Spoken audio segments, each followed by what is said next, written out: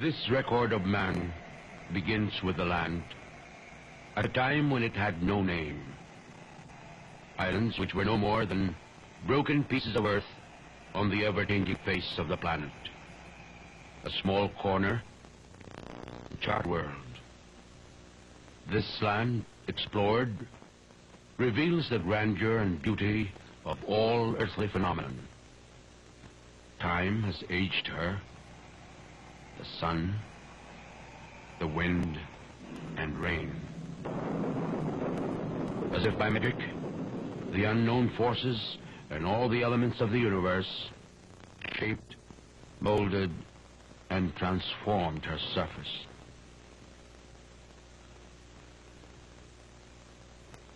Once, bridges linked this land to the great continent of Asia.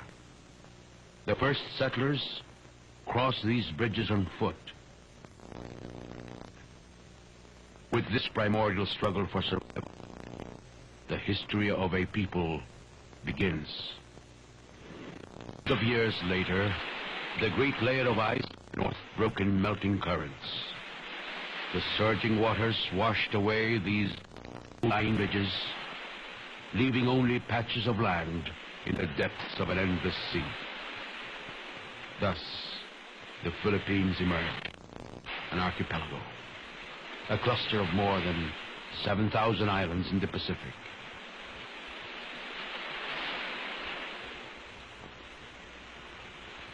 Her landscape presents an awesome richness. These are our waters, rushing, spilling down mountainsides, winding their way to the plains and flowing into shoreless lakes, reaching out toward the sea.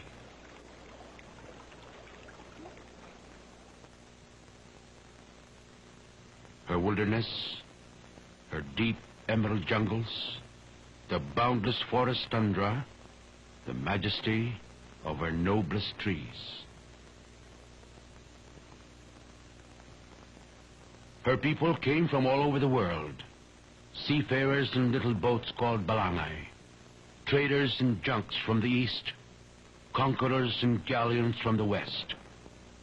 They came to build on this land a measure of home, to stake on these shores their destinies, to create a breadth and a dimension of human history all their own, the fusion of land and people, the universal theme of civilization everywhere. The patterns are all there, the blazing of the trail, the building and renewal, the casting of man's shadow on the earth. Man works the land and the land gives him life. Man builds his village and the village gives him community.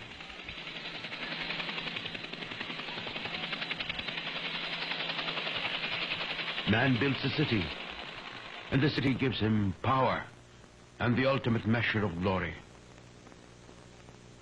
On these shores, the city rises, seat of culture and civilization, to serve the noblest of human aspirations, man's quest for immortality, expressed in the struggle for freedom, the creation of order, the search for wisdom, the worship of his God, and the liberation of his spirit. The pursuit of these ends gives meaning to human existence. Monuments rise to proclaim the achievements of man. At this point in time, the Philippines beckons to the world to invite the stranger to consider and recognize not a geographic expression, but a national identity.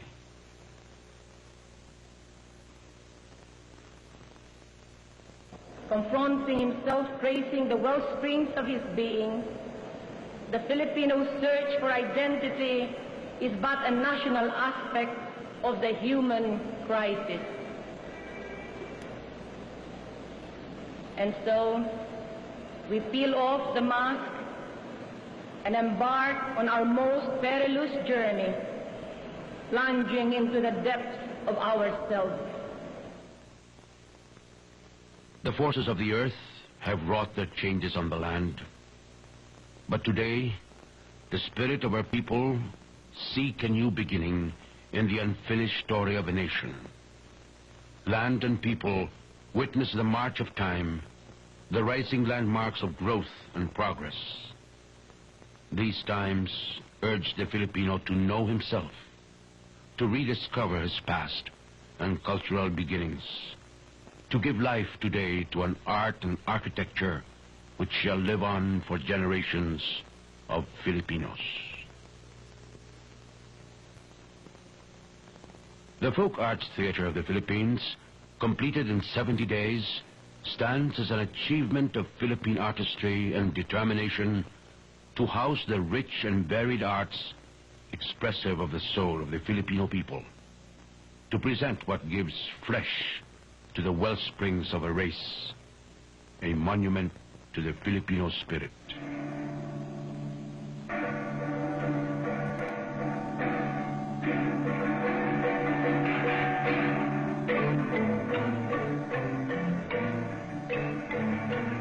Some 20,000 school children, university students, civil servants, workers, and artists participated in a massive reenactment of their history as a million others came to watch the diverse elements of their story unfold.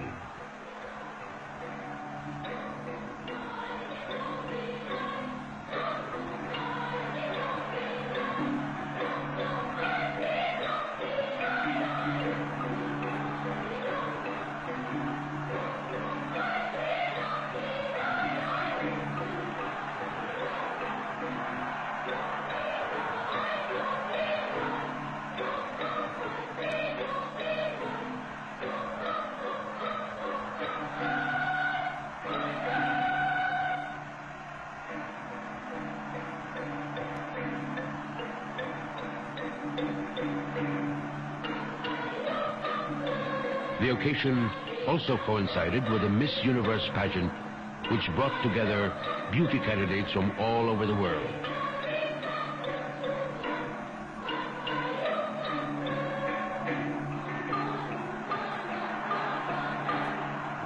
The Filipino transformed the event into a people's pageant, a parade of the masses, an expression of the Filipinos' irrepressible spirit, a celebration of the highest and noblest of national sentiments.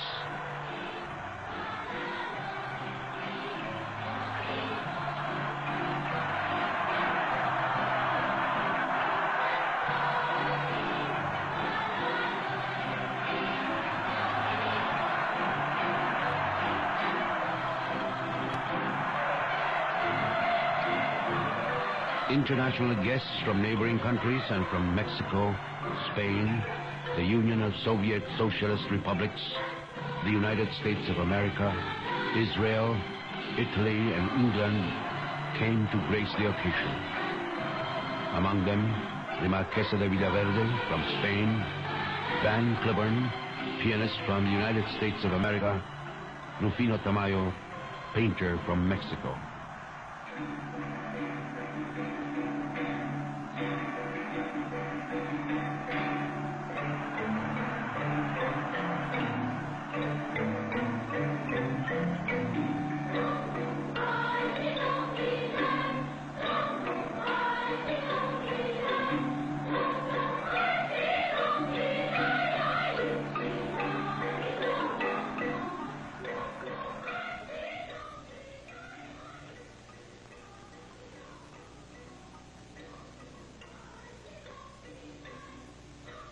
This presentation focuses on the music, the costumes, the central episodes of history, and creates an impact which few history books can achieve.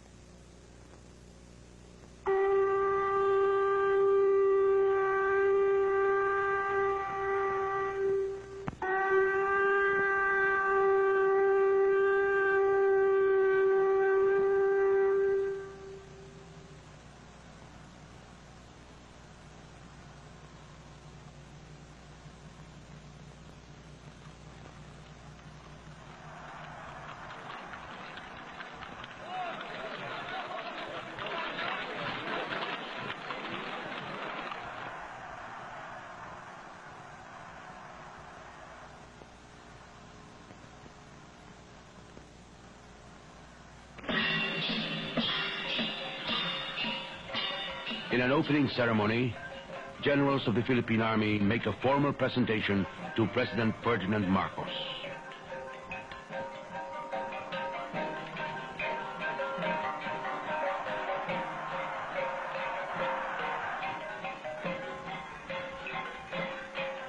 "50 chieftains lead the pageant. As leaders of cultural minorities, they represent ethnic tribes who live all over the country. They are followed by the famed tribe of the Tasadas. These are descendants of the first Filipinos. Their tribal names suggest the strange and the unknown. But these tribes are a people with a culture truly alive with arts and crafts that testify to the wealth of ancient traditions of the country."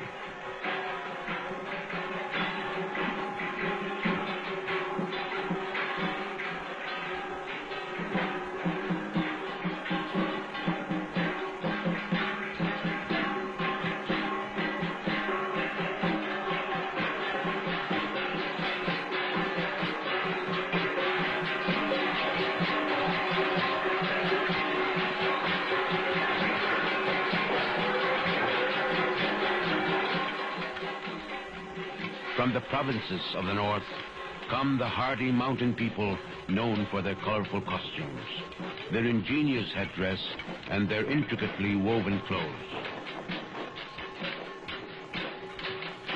They are brave warriors and masterful builders of the rice terraces of Mount Banawe, carved out of mountainsides 2,000 years ago. These rice terraces are known as the 8th wonder of the world. From the islands of Visayas, the Tagbanuas still live by the kaingin method, or slash and burn agriculture, but together with the Hanunuo tribe, they are among the most literate of cultural minorities and boast the use of an ancient syllabic system. It is in this region that the ancient manuscript called Maragtas was found. This manuscript throws some light on this land in pre-Spanish times.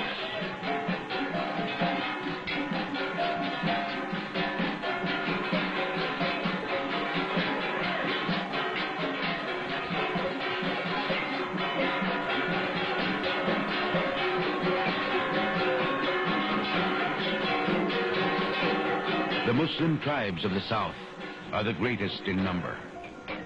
Long before the arrival of Christian Spain, Islam had taken root in the great island of Mindanao and its offshore islands of Sulu.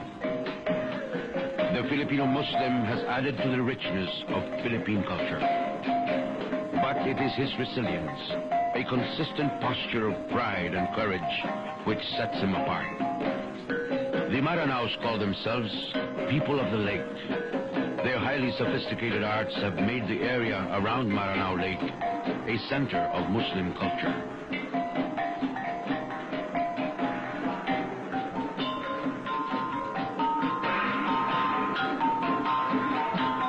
There are some 250,000 sea nomads who call themselves the Tausuks, or people of the current. They live in fluvial communities, mostly off the southern coasts of Mindanao.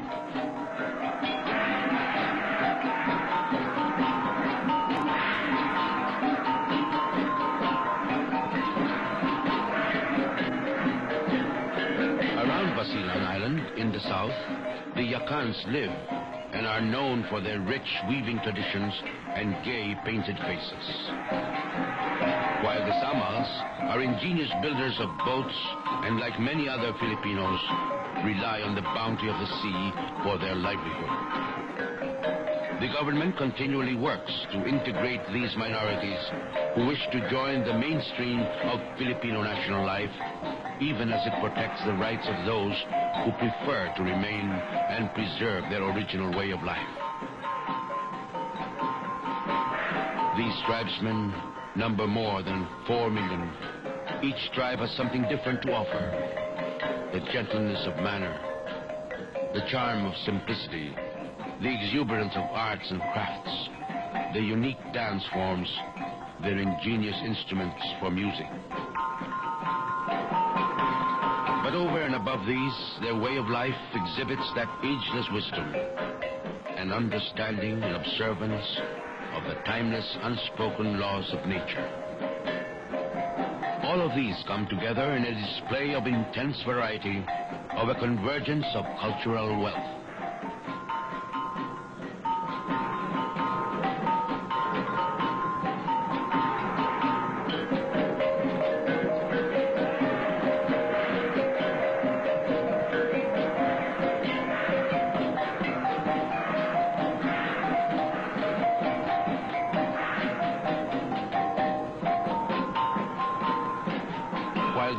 Inhabitants reached the Philippines on foot, the surrounding seas made imperative a tradition of boatcraft.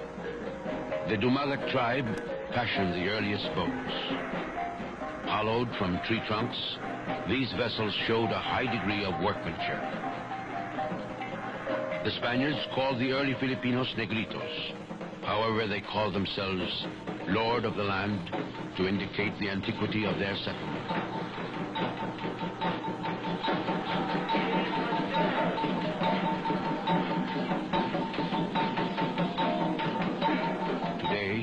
They still live in much the same manner as dwellers of the earth, touched little by history's civilizing hand.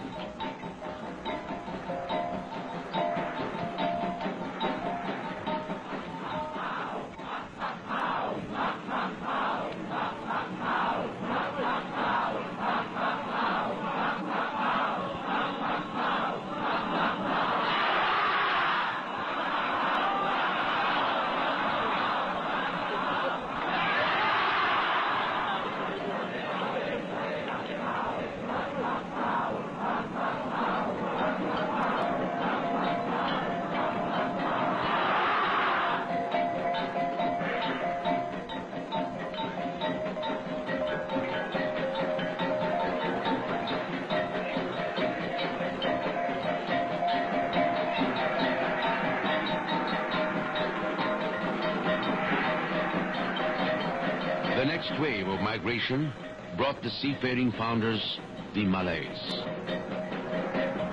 They took over the lowlands and the river deltas, driving the negritos to the hills.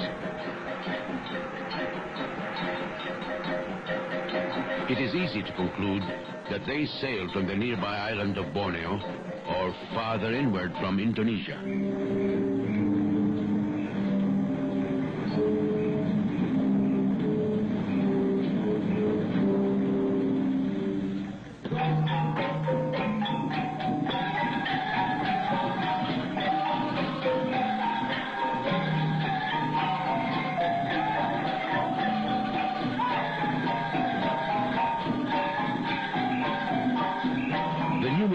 Of migration from the different parts of Southeast Asia explains the diversity of Philippine languages. People living on one island, such as Luzon, speak no less than 5 major tongues, each unintelligible to one another. Tradition tells of the peaceful settlement or sale of the island of Panay. Ruled by King Marikudo, the island was ceded to Datu Puti, leader of the Malay immigrants, for the price of a golden hat or salakot and some rare gems for his queen.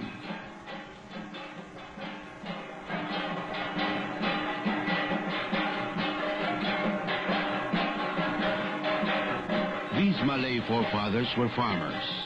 Their worship recognized the spirits of the earth and sky, which in yearly cycle granted harvests from the patches of cleared forest and wilderness. Even in their primitive society, they have custom, ritual, and tradition.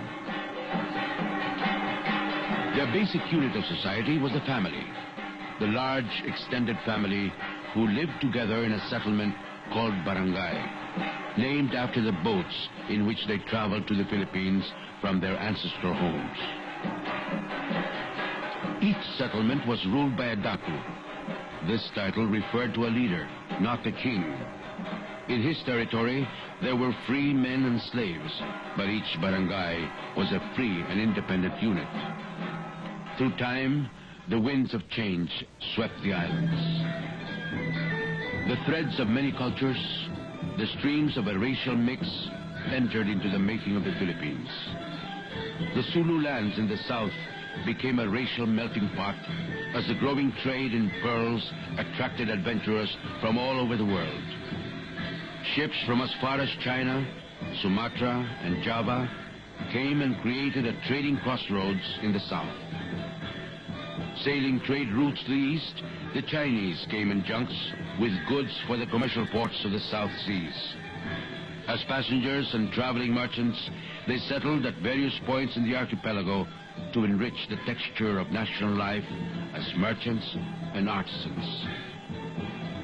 Intermarriage made permanent the various cultural influences brought about by foreign traders. Each new seed, each new cultural influence which touches ground on this soil springs forth transformed as the Filipino makes it his own. Many aspects of Philippine culture carry the rich overlay of Chinese influence. Food, language, costume, even social thought and family system.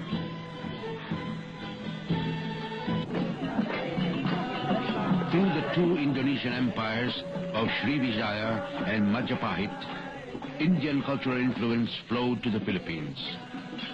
Hundreds of words are Sanskrit in origin. Arts and crafts, and even folk literature reflect borrowings from Indian thought and cultural patterns. From as far as Arabia and Persia, the flow of racial and cultural influence continued to create a fusion, to make Filipinos that inimitable mixture of races.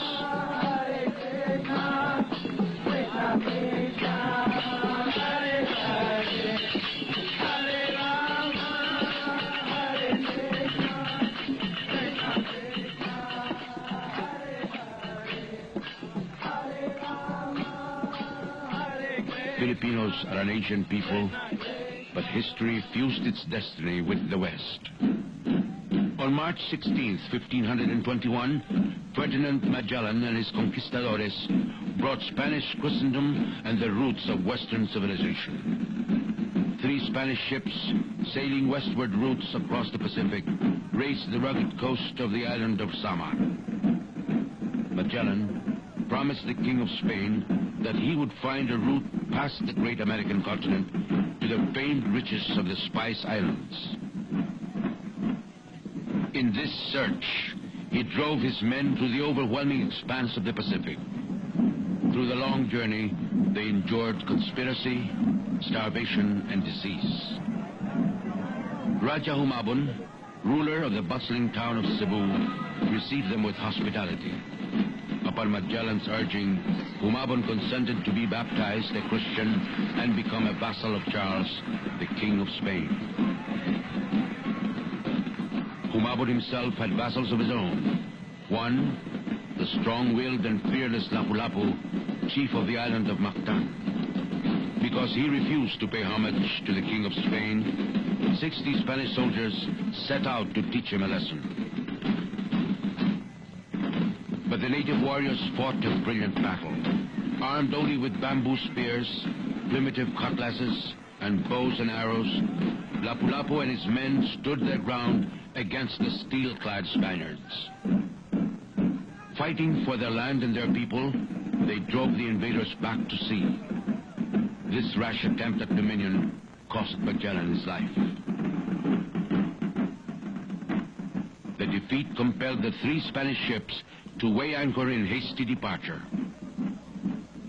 Only one, the Victoria, continued to sail westward back to Spain, and when they reached the harbor of Seville, they had gone full circle around the globe.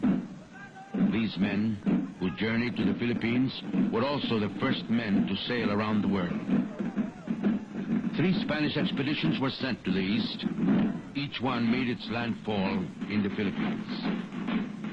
Villalobos, who led the 3rd expedition to the islands, named them Las Filipinas in honor of the prince who was soon to reign as Philip II. When Philip succeeded the Spanish throne, he decided to colonize the Philippines. The young conquistador, Miguel Lopez de Legazpi, initiated the 400 years of Spanish rule. with the conquest by the sword and the cross. As an outpost of the great Spanish Empire, the Philippines became the seat of Christianity in the East. The Catholic faith is perhaps the most enduring achievement of Spanish rule. The conversion gave the people a distinct way of life.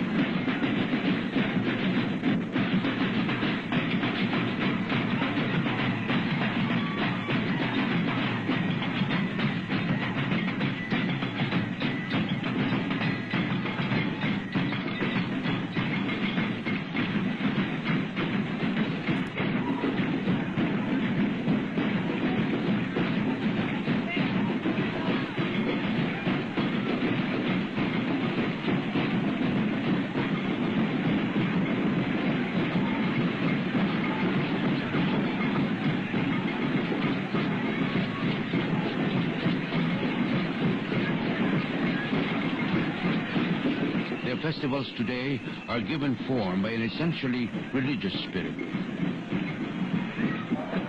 In the province of Aklan, the religious feast of the town's patron, the Santo Niño, occasions the festival of ati-atihan. The spirit, however, is one of pagan abandon, of ceaseless rhythmic music and dancing on the streets.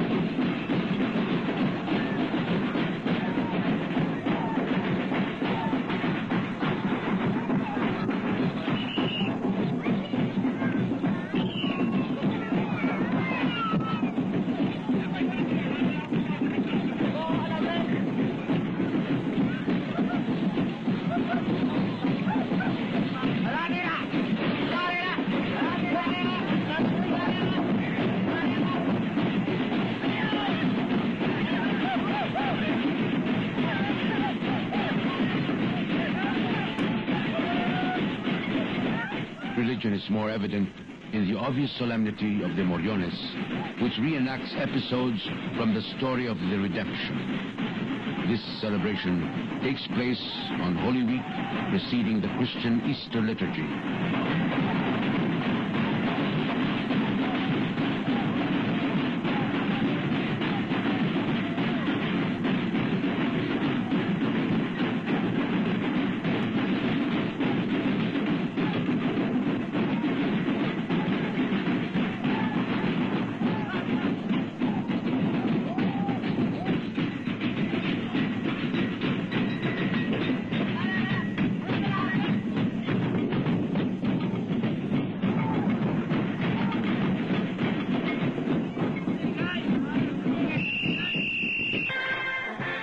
Colony of Spain, the Philippines became embroiled in the 7 Years' War of 1762. With Great Britain's declaration of war against France and her allies, came the quick attack of British India against Manila. The British squadron entered Manila Bay and caught the city off guard. Defending forces fled across the Pasig River, and the invading troops pillaged and sacked the city in what was the first successful invasion after Spanish conquest. British rule and occupation in the Philippines was brief, lasting only 2 years. It was a minor episode in a great war in Europe, but it bore special significance for the history of the Philippines.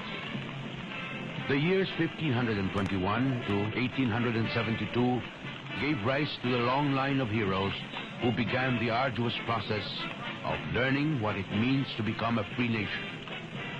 The men and women who blazed through their deeds and their thoughts and their writings the crucial questions that a people must face. In the northern provinces, Diego Silang seized the opportunity to free his people from the yoke of Spanish rule.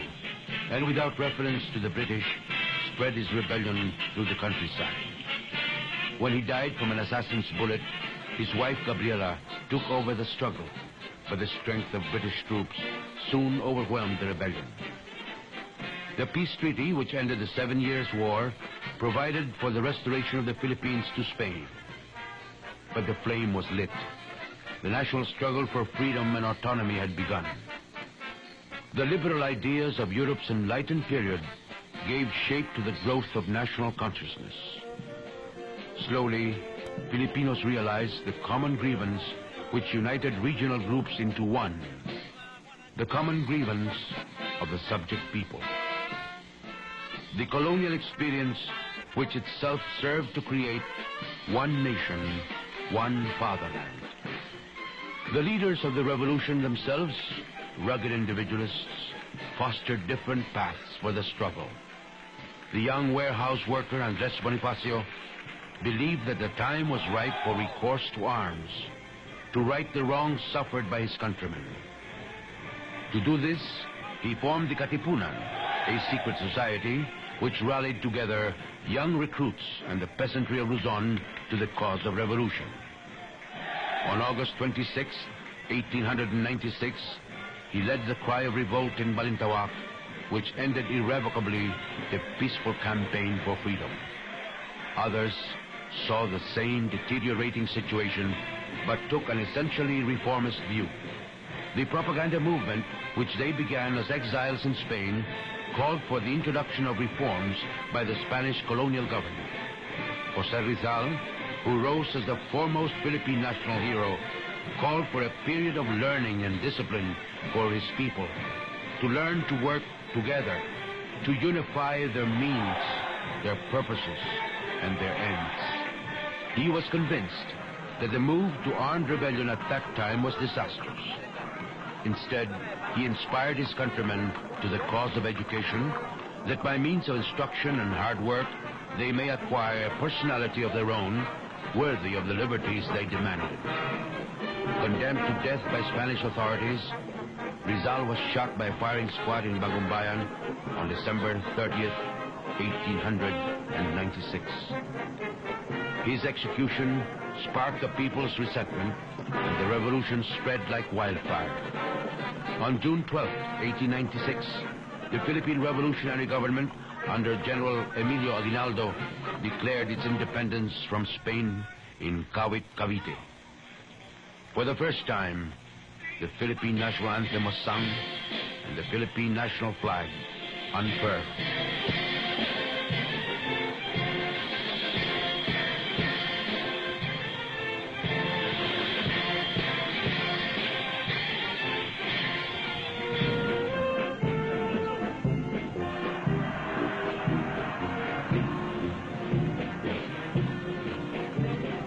In a proclamation, Aguinaldo expressed his confidence that his people, who had proven themselves so enduring and valiant in times of adversity, cannot remain slaves forever. Such a people must be called to greatness, to take its own place at last in the great assembly of free nations. Meanwhile, across the Pacific, the Spanish-American War broke out. On May 1st, 1898, Commodore George Dewey destroyed the Spanish fleet anchored at Manila Bay. When the smoke of battle had cleared, Filipinos found only a change of masters. American victory laid the terms of the Treaty of Paris, and Spain ceded the Philippines to the United States. For Filipinos, this intervention seized the freedom which was so close at hand. Filipinos refused to consider the Spanish cession valid. In 1899, an assembly of Filipino leaders gathered in Malolos, a town outside of Manila, to write a constitution of the Philippine Republic.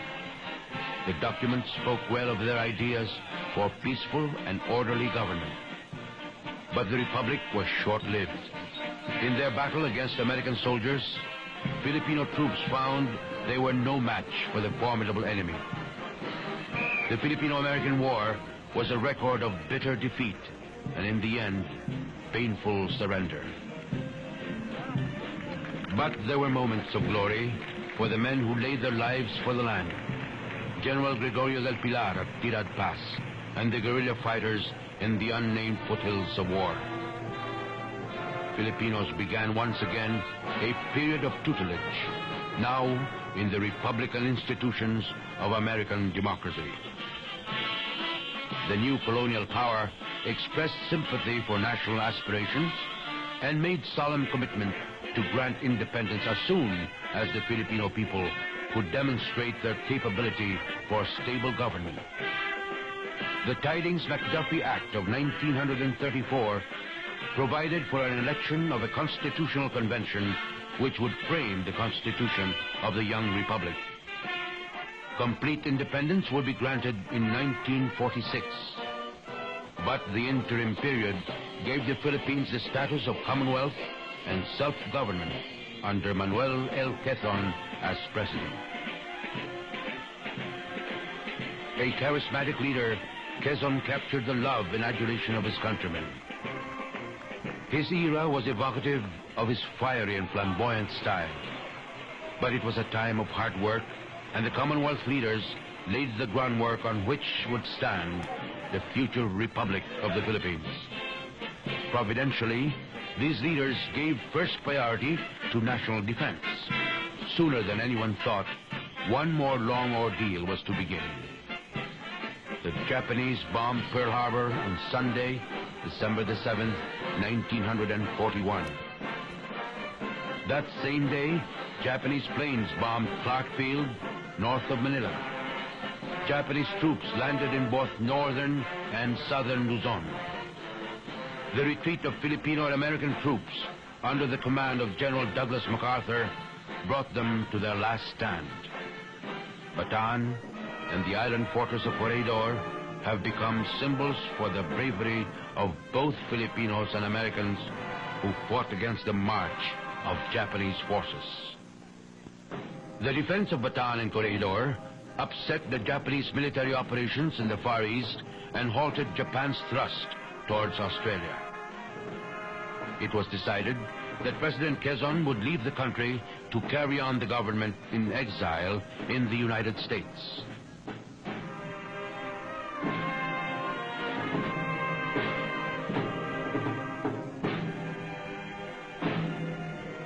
On October 14th, 1943, Jose P. Laurel was appointed President of the Republic, inaugurated by the Japanese military organization. He faced the difficult and painful task of maintaining law and order. For the sake of the civilian population, he had to come to terms with the enemy occupation. Manila, as an occupied city, suffered destruction second only to that of Warsaw. All over the countryside, the cruel hand of war brought death and destruction. After a recurring illness, President Quezon died in the United States.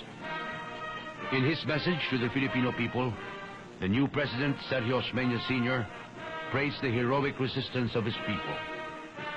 After the fall of Bataan and Corregidor, the guerrillas continued to fight against the invaders. Without arms, hungry and unclothed, they gave battle to the enemy from every nook and corner of the land. On October 20th, 1944, American Liberation Forces landed in Leyte. General Douglas MacArthur fulfilled his historic promise to return. General Carlos Romulo, who later presided over the august assembly of the United Nations, shared the peril and the pride of the occasion. MacArthur urged the Filipino people to draw on the indomitable spirit of Bataan and Corregidor to renew their strength. For the tasks that lay before them, the Filipino people needed every ounce of will and determination. Liberation was at hand, but it was a time to rebuild on the ashes of war, to come together in the aftermath of so terrible a destruction. The process of rehabilitation might have been as much an ordeal as the long years of fighting. In the end, who could find the will and the strength to carry on the unfinished business of nation building?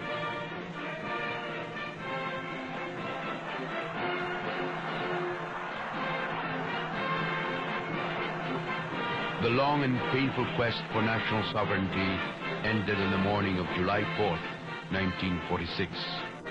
Over the ruins of a war-torn land, the Filipino people raised their flag, brave symbol of an independent republic of the Philippines. The return of peace, fragile as it was, marked the return of festivals. The celebration and merrymaking provided easy diversion for an essentially gay and happy people. The festivals of flowers in the summer month of May is a celebration of youth and beauty. It is a celebration of the Filipina, idealized by a religious tradition of the shy and sheltered maiden, guarded by the strict norms of church and society. But festivity could not disguise the urgent need for social renewal. 2 decades of freedom and self-rule proved too short to rid the young nation of the plague of corruption, of desperate economic problems, of social ills in the city, and agrarian injustice in the countryside. The arrogant power of the entrenched elite, drug addiction, senseless violence, the breaking down of order in public life crippled any move for progress. Soon the angry face of discontent took to the streets.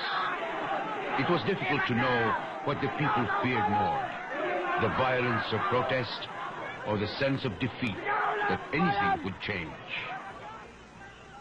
On September 21st, 1972, President Ferdinand Marcos proclaimed martial law. With Proclamation 1081, he began the work of building a new society.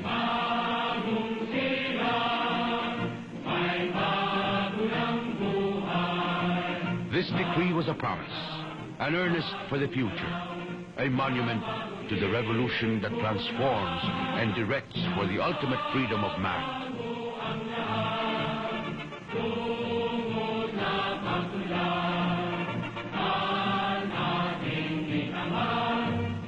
On this occasion, the President spoke.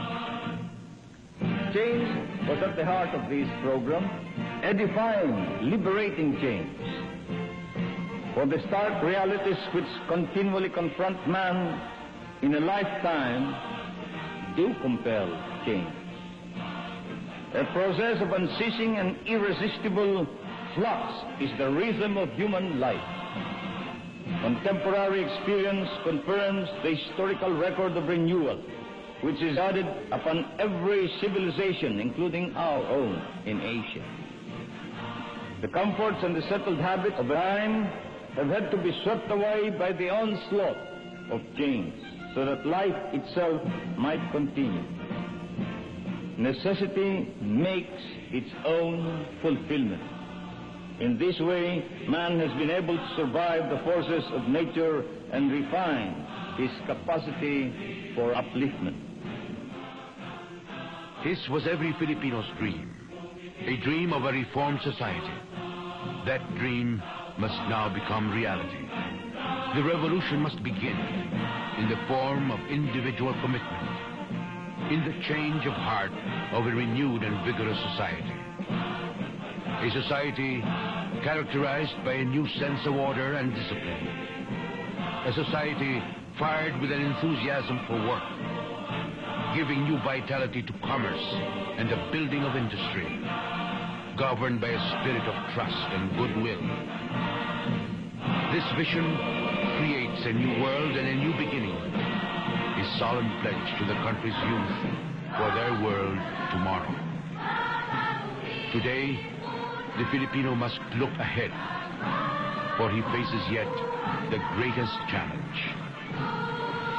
In this time and place, the Filipino must once again prove himself, to live truly in the service of his country and his fellow men. The new Filipino comes forth imbued with the responsibility and a deep sense of commitment to his tasks.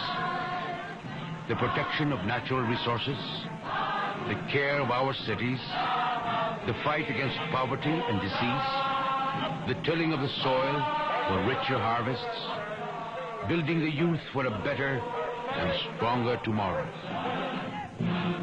In these tasks, his strength lies in his history, the proud history which on this occasion he recalls and presents to the world. This, then, is the story of a people's mighty struggle to be free, to build on this land a home worthy of the dignity of man.